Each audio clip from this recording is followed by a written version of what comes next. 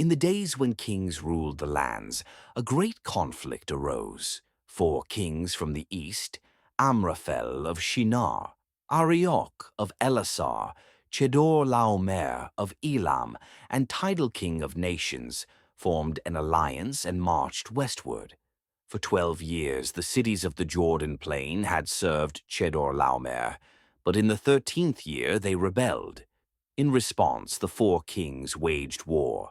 They swept through the land, conquering one tribe after another, defeating the Rephaim, the Zuzim, the Emim, and others, until they reached the wilderness of Paran.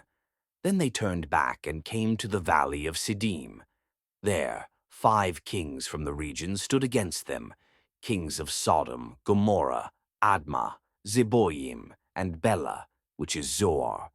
The 2 armies met in battle in the valley, but the eastern kings overwhelmed the 5.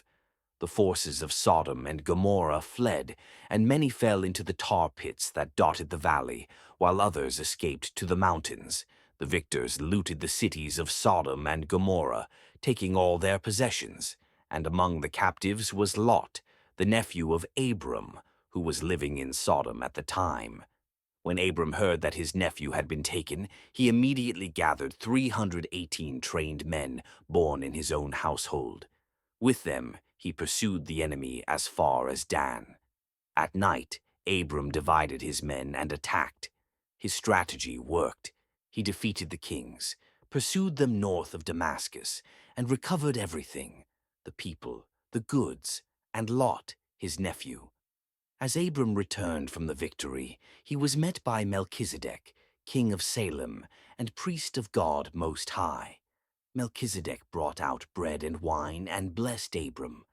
"Blessed be Abram by God Most High, creator of heaven and earth, and blessed be God Most High, who has delivered your enemies into your hand." Abram gave him 1/10 of everything. Then the king of Sodom said to Abram, "Give me the people and keep the goods for yourself."